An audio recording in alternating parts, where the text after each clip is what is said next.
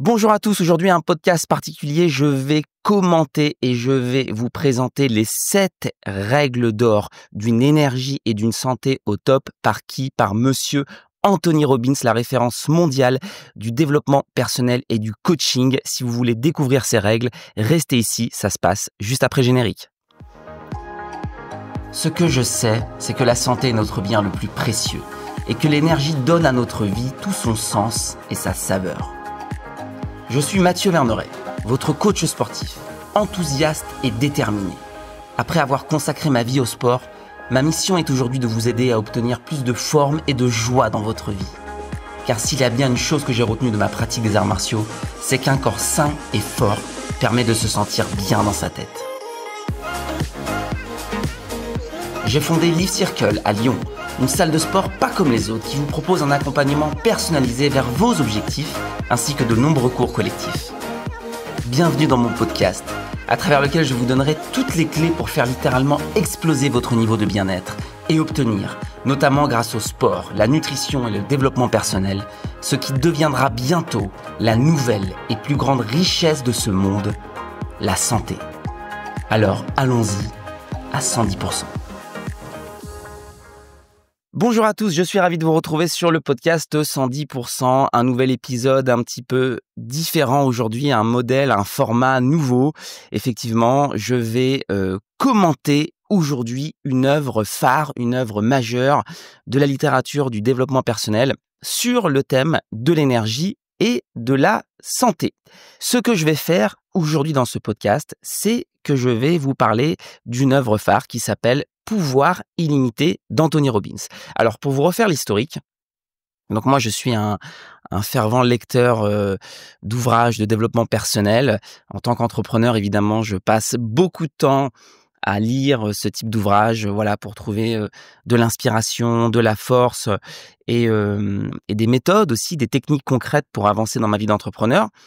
Et effectivement, comment passer à côté de ce bonhomme et de cette œuvre, celle d'Anthony Robbins, qui est un peu le ponte du développement personnel mondial, hein. On peut dire qu'il a carrément créé le coaching au niveau mondial, hein, à travers ses œuvres, à travers ses séminaires, à travers tout ce qu'il a réalisé depuis les années 90.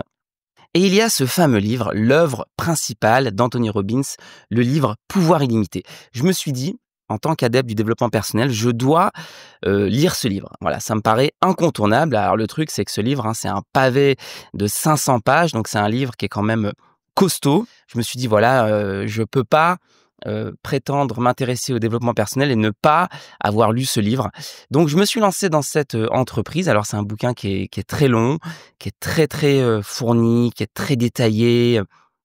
Parce que d'habitude, les bouquins de développement personnel, c'est concret, il y a de la méthodologie, il y a des cas pratiques. Là, c'est vraiment ultra détaillé, c'est long. Et c'est vrai que voilà, c'est un bouquin, il faut s'accrocher pour tenir, il faut s'accrocher au fil des 500 pages pour aller au bout. Mais je l'ai fait. Et il y a une partie du livre qui m'a évidemment interpellé. Faut savoir que le livre est basé en 3 grandes parties. Il y a 3 grands thèmes du livre. Il y a apprendre l'excellence humaine. Ensuite, la deuxième partie, c'est la formule fondamentale du succès. Et ensuite, il y a un 3e grand chapitre sur le fait de diriger, le défi de l'excellence. Et Anthony Robbins, il a une thèse qui est celle de l'état fécond. C'est-à-dire que pour être dans l'excellence humaine, pour être dans le succès, pour pouvoir diriger, il faut être dans un état fécond. Et donc, il aborde cette notion d'énergie et de santé. Il faut savoir que l'énergie et la santé, c'est un thème phare dans le développement personnel. Aujourd'hui, dans tous les gens qui s'intéressent à ça, eh bien, tout le monde essaye d'être en bonne santé, tout le monde essaye d'avoir une énergie incroyable. Et donc, Anthony Robbins, il va traiter ce sujet de manière assez détaillée, assez approfondie dans le livre. Et sa thèse de l'état fécond, eh bien, elle passe par cette notion d'énergie. Et donc, il appelle d'ailleurs l'énergie le carburant de l'excellence. Et il a consacré un chapitre sur l'énergie dans lequel il va donner 7 règles d'or. Eh bien, le principe du podcast aujourd'hui, c'est que je vais vous détailler, je vais vous présenter ces 7 règles et je vais les commenter et je vais les valider ou les invalider en fonction de mon expérience, en fonction de mon expertise. Alors, ce qui est intéressant, c'est que c'est un livre qui a été écrit en 1989. Il y a pas mal de notions qui sont, un peu poussiéreuses, un peu empiriques. Mais bon, ça reste un ouvrage tellement important, tellement phare. C'est un ouvrage qui a dû changer la vie de millions de personnes dans le monde. On est obligé de prendre très, très, très au sérieux ce que dit Anthony Robbins dans ce livre.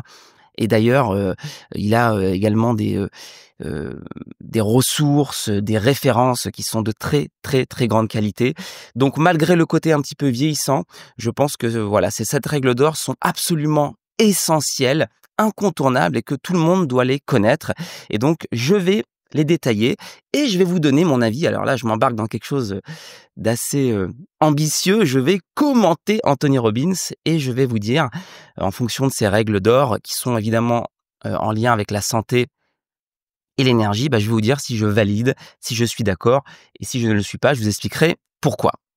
Je me baserai évidemment, moi, sur mon expertise en tant que coach. Moi, j'ai on va dire un savoir universitaire au niveau de la physiologie du sport. Voilà, j'ai passé un diplôme d'état d'entraîneur sportif, un diplôme d'état supérieur.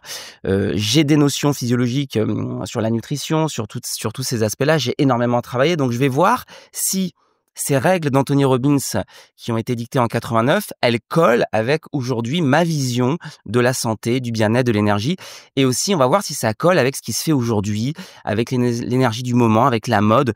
Ça va être une véritable confrontation entre ce qu'était le développement personnel et la conception de la santé dans les années 90, même fin des années 80, avec ce qui se fait aujourd'hui. Ce que je vous propose aujourd'hui, c'est un véritable voyage au cœur du développement personnel, au cœur de la santé. Je suis vraiment ravi de vous proposer ce contenu aujourd'hui, ce podcast avec ce format un petit peu différent. Voilà, il y a une citation dans le livre d'Anthony Robbins: «La santé des êtres est vraiment le fondement sur lequel repose tout leur bonheur et tout leur pouvoir».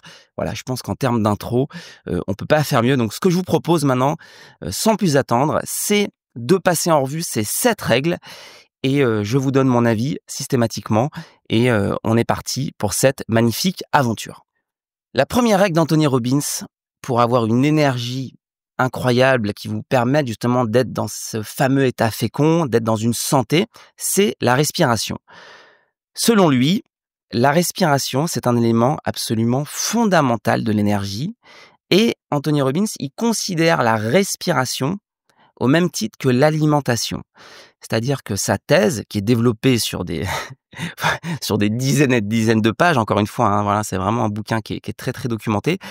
Voilà, ce qu'il explique, c'est qu'on s'alimente, voilà, on alimente le corps avec des aliments, hein, par l'alimentation, mais qu'on doit également alimenter le corps par la respiration. La respiration est une forme d'alimentation et par la respiration, on va amener tout un tas d'éléments nutritifs dans le corps. On va lui permettre de réguler, on va lui permettre d'évacuer aussi un certain nombre de déchets. Donc en fait, la respiration à considérer comme un élément fondamental de la santé, au même titre que l'alimentation. Et pour cette première règle, évidemment, je la valide à 100%. Je suis parfaitement en phase avec ça et ça part d'un constat, c'est qu'aujourd'hui les gens respirent mal. Pourquoi? Parce qu'on a un mode de vie où on a tendance à avoir une respiration haute, on est accablé par le stress et on a perdu cette capacité de respiration naturelle, de respiration ventrale. Déjà fin des années 80, c'était déjà un constat d'actualité. Et effectivement, réapprendre à respirer, eh bien, selon Anthony Robbins, c'est une clé essentielle de la santé et je valide à 100% cette conception. Alors lui, il donne des exercices respiratoires à faire tous les jours. Vous avez vu dans ses séminaires, tous ces séminaires commencent par des exercices respiratoires parce que pour lui, c'est la base de tout.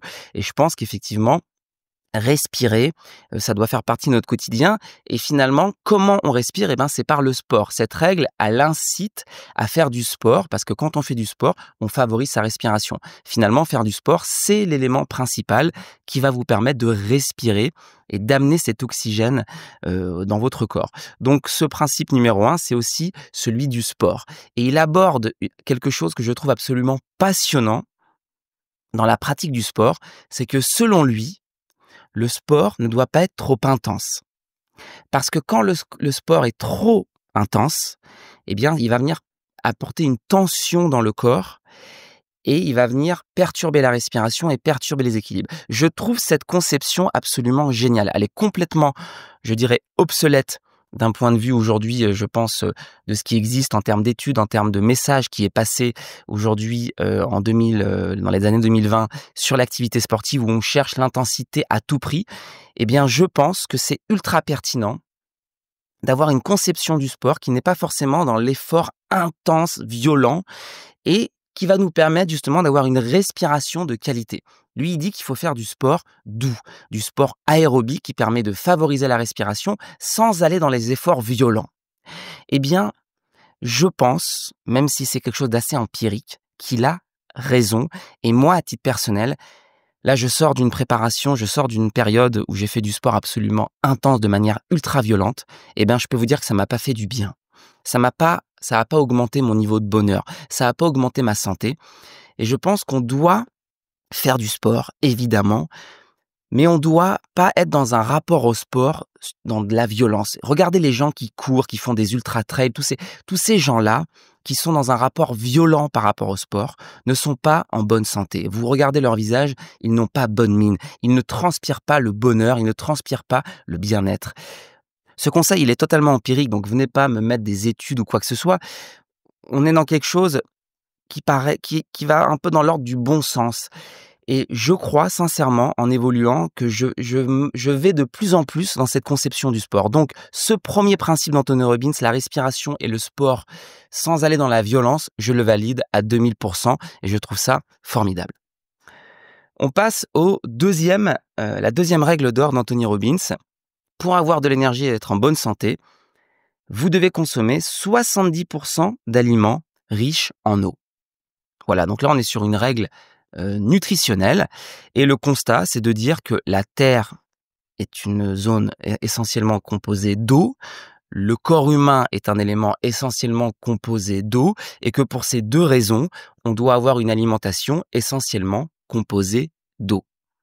Donc il y a deux manières d'aborder cette règle, la manière un petit peu empirique, philosophique avec l'histoire de la Terre, du corps humain. Mais finalement, cette règle un peu empirique, elle nous amène à quelque chose d'extrêmement concret et d'extrêmement d'actualité qui est qu'on doit augmenter notre consommation de fruits et légumes parce que qui sont les aliments riches en eau? Eh bien, ce sont les fruits et les légumes. C'est une règle un peu empirique qui amène à quelque chose de parfaitement physiologique et parfaitement vérifié aujourd'hui. Et je valide à 100% cette règle. Cette règle, je la valide d'un point de vue philosophique, je la valide d'un point de vue physiologique. Effectivement, on est fait d'eau, donc on doit avoir une alimentation essentiellement à base d'eau. Manger plus de légumes, plus de fruits va nous apporter cette eau, cette richesse, va nous mettre en cohérence avec notre milieu interne. Donc, je valide à 100% cette règle et je pense qu'on a tous intérêt à augmenter notre consommation de fruits et de légumes. Règle numéro 3, la combinaison d'aliments. Alors, il dit que pour être en bonne santé et avoir de l'énergie, on doit faire attention aux combinaisons d'aliments. Alors ça, c'est une règle que je connais bien parce que c'est une règle qui est issue de la naturopathie. Moi, quand j'ai rencontré mon premier naturopathe, quand j'étais sportif de niveau et que je commençais un peu à m'intéresser à la nutrition, j'avais rencontré effectivement une naturopathe qui m'avait parlé de ça, mais à l'époque, c'était complètement, dans les années 2000, c'était des concepts qui n'étaient pas du tout connus. Et pourtant, dans la naturopathie, c'est quelque chose qui existe depuis longtemps, la combinaison d'aliments. Donc, en gros, cette règle de naturopathie, elle dit il y a certaines combinaisons d'aliments qui sont bonnes et qu'on peut faire, et d'autres qu'on doit éviter à tout prix. Par exemple, mélanger l'amidon et les protéines, mélanger les glucides et les protéines, eh bien, ce n'est pas une bonne règle de combinaison parce que ça va générer des formes d'acides, des sucs digestifs, etc. Donc, on va pas rentrer dans le détail, mais en gros, il dit qu'on doit faire attention à ça, à ces combinaisons d'aliments et qu'on doit les respecter. Alors, concernant cette règle, elle amène à une notion qui est absolument fondamentale, qui est celle de la digestion. Les combinaisons d'aliments, les bonnes combinaisons d'aliments, par exemple les glucides et les graisses, c'est OK, les protéines et les légumes, c'est OK. On l'a vu, les glucides et les protéines, c'est pas OK. En fait, l'objectif de tout ça, c'est quoi? C'est d'améliorer la digestion. Donc, je pense que cette règle, je la valide à 50% parce que je pense qu'on pourrait la remplacer avec la règle suivante. faites attention d'avoir une bonne digestion. Je pense que ce qui est essentiel, c'est d'avoir une bonne digestion. Si ça passe par la combinaison d'aliments, OK, mais je pense que la combinaison d'aliments n'engendre pas forcément une bonne digestion parce que ça dépend des individus, ça dépend de nos capacités de digestion. Je pense pas que cette règle soit une règle absolue qu'on doit tous vraiment maîtriser. En revanche, je pense qu'on doit absolument mettre en place des clés pour bien digérer. Donc, je valide cette règle à 50%. Oui, parce qu'elle nous apprend à prendre conscience, effectivement, que la digestion, c'est absolument fondamental.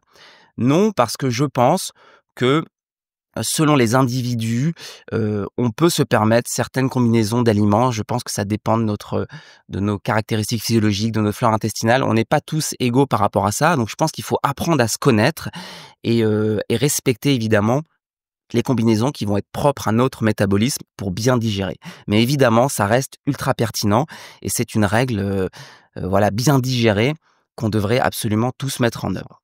Règle numéro 4, manger peu. Alors, dans cette règle, il se base sur certaines études et il se base aussi sur un constat qui était déjà vrai en 89 et je pense qu'aujourd'hui c'est encore pire et évidemment qu'il a 100% raison, c'est qu'on mange trop.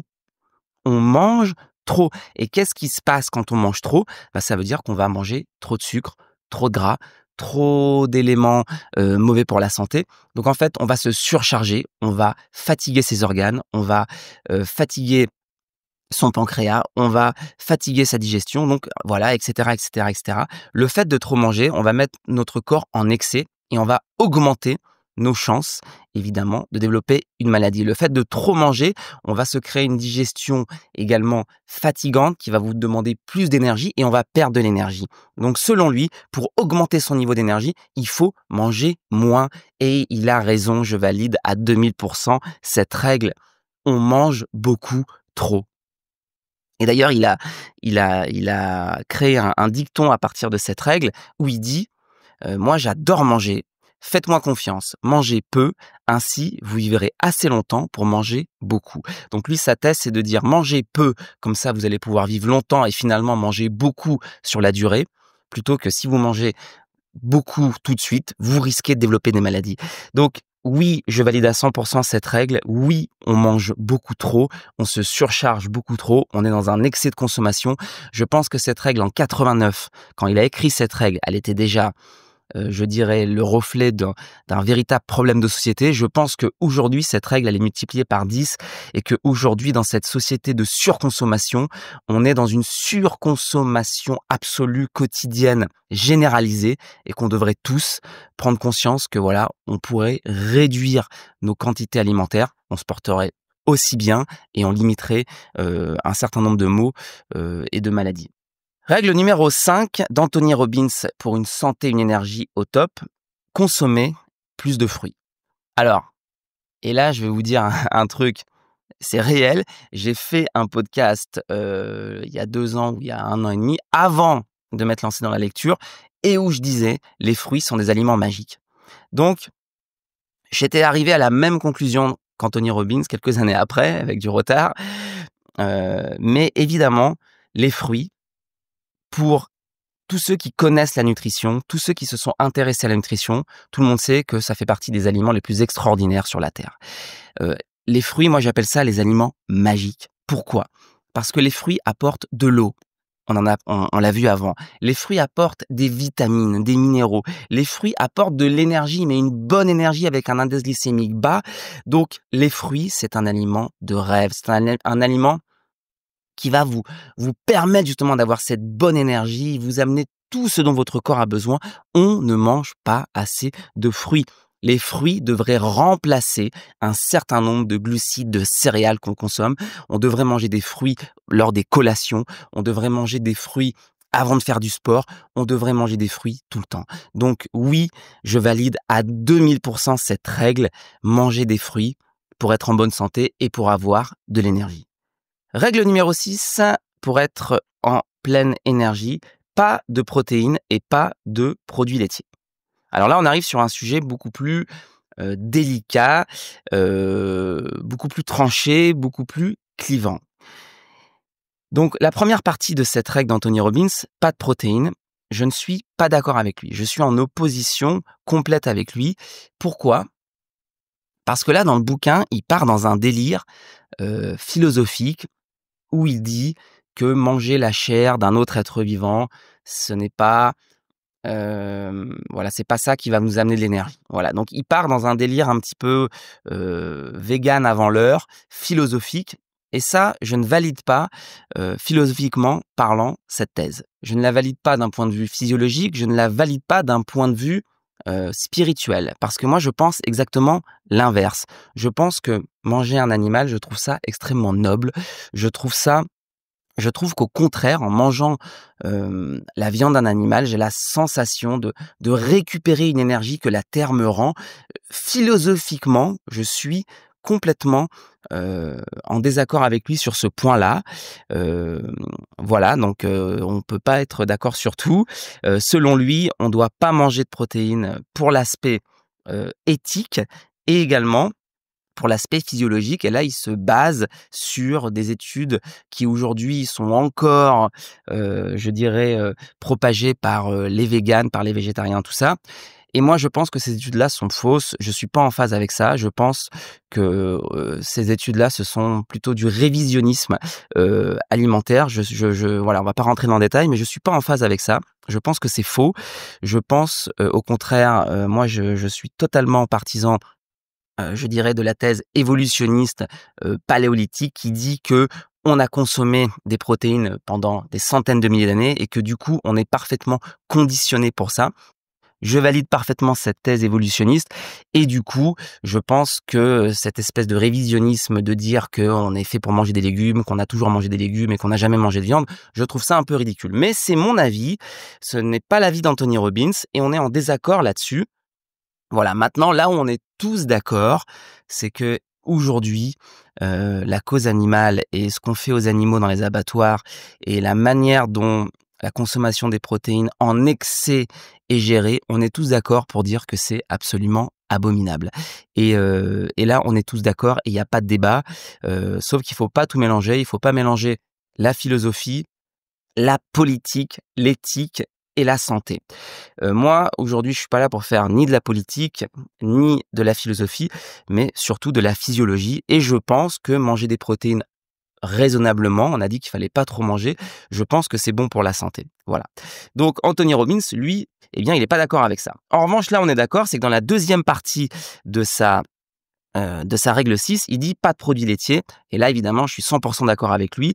Il explique et là, par contre, on est sur des thèses, physiologiques, on est sur des études qui sont encore, selon moi, d'actualité aujourd'hui, où on explique effectivement que toute cette histoire du calcium, c'est ridicule, que, le lait de vache n'est pas fait pour, évidemment, l'être humain. Donc tout ça, ce sont des choses qui sont, pour moi, parfaitement vraies, parfaitement cohérentes et aujourd'hui encore, ce sont des thèses, et là, on n'est pas du tout sur le terrain de la philosophie, on n'est pas du tout sur le terrain de l'éthique, on est vraiment sur le terrain de la physiologie et je suis parfaitement d'accord avec lui sur ce point-là, évidemment. Donc la règle 6, pas d'accord sur la première partie, d'accord sur la deuxième.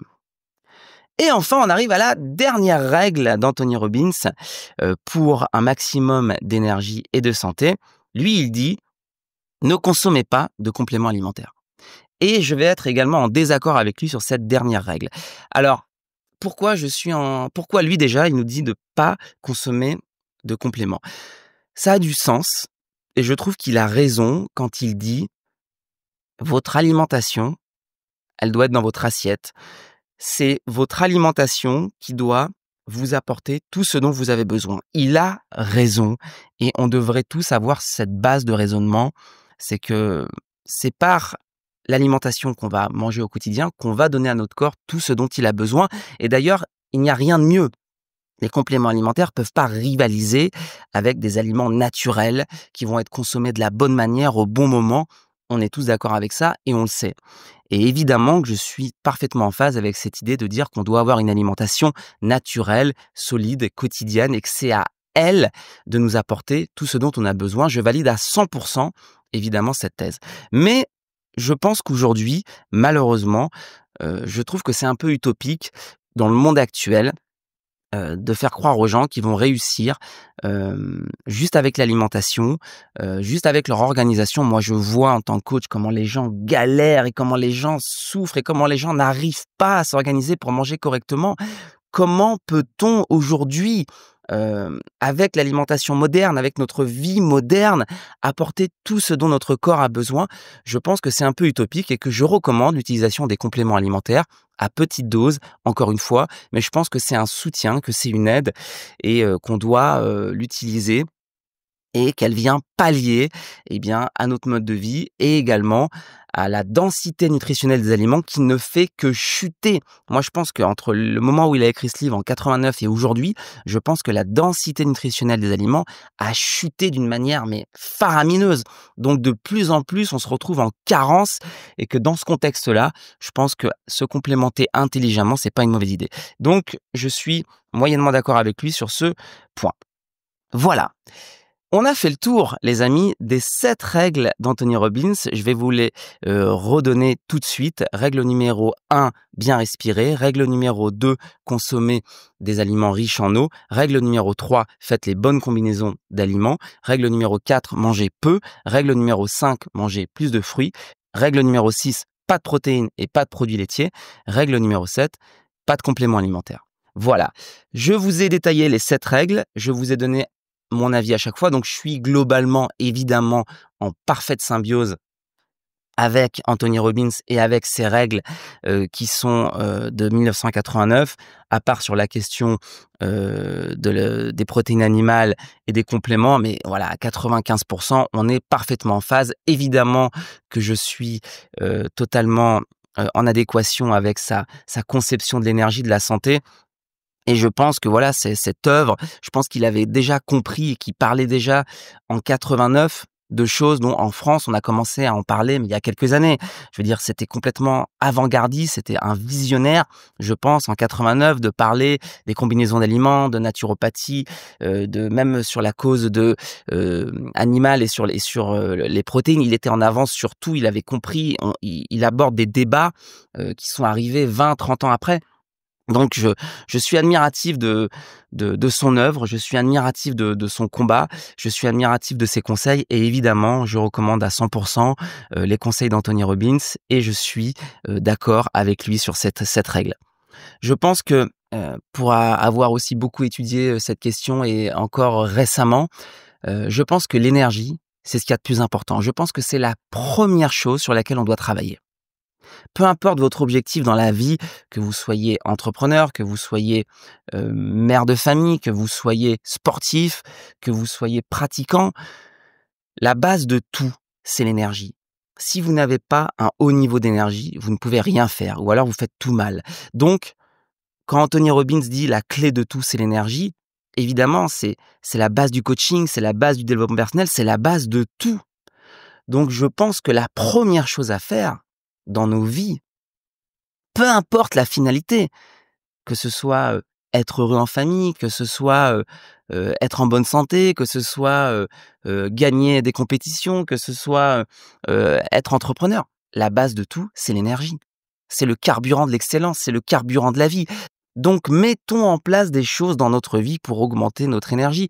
Investissons sur notre capital énergie et si vous savez pas par où commencer, eh bien vous pouvez commencer par respecter ces 7 règles. Vous pouvez aussi acheter le bouquin d'Anthony Robbins Pouvoir illimité. Par contre, attention, il va falloir vous accrocher parce que les 500 pages sont, sont longues et mais très enrichissantes, hein. Donc évidemment, je vous recommande ce bouquin. Mais si votre objectif, c'est simplement, de prendre soin de vous, de votre santé, de votre bien-être, ce qui serait plus efficace et plus rapide plutôt que de vous lancer dans la lecture de ce bouquin, pensez à votre pratique sportive, c'est la base de tout. Voilà, moi je suis à la tête, de Life Circle et je suis là justement pour vous aider à démarrer dans ce combat de l'énergie et ça passe par avoir une bonne activité physique, un bon programme. En venant à Life Circle, vous allez pouvoir bénéficier de mon accompagnement. On va mettre en place quelque chose d'adapté, de ciblé. Vous allez venir à nos cours collectifs. On va vous prendre en charge, on va vous aider. Tous les membres Life Circle eh bien, qui êtes déjà dans cette dynamique, bah, bravo. Merci encore une fois de votre fidélité et surtout, continuez, ne décrochez pas. Gardez cette foi, gardez cette énergie, accrochez-vous. on est là pour vous. Si vous avez une baisse de motivation, venez nous voir, venez nous parler. On va vous rebooster, on va vous remettre sur un nouveau programme. On est là pour vous, mais il ne faut pas arrêter. Il ne faut pas arrêter, il faut continuer parce que cette énergie, si vous ne capitalisez pas sur cette énergie, vous allez être perdant tôt ou tard. On est à votre disposition à Lyon, à la Cité internationale, dans le 6e arrondissement. Si vous voulez découvrir notre concept, il suffit de nous contacter. Vous allez sur notre site internet, vous demandez un rendez-vous d'information et on vous accueille. Voilà les amis pour ce podcast. C'était un podcast on va dire, un peu business, développement personnel, dans la mesure où j'ai commenté une œuvre, d'Anthony Robbins.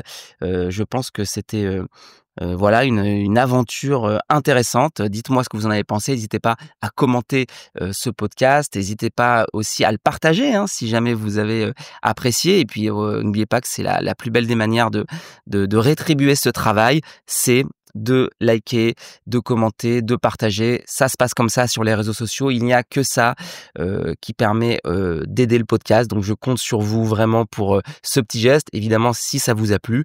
Et je vous remercie infiniment par avance pour cela. Je n'ai plus qu'à vous souhaiter une belle journée et surtout une belle énergie. Prenez soin de vous, mettez en place ces actions. Quant à moi, je vous retrouve très bientôt pour un nouveau podcast. D'ici là, prenez soin de vous, soyez heureux bien dans votre corps et bien dans votre tête. C'était Mathieu et je vous embrasse. Ciao.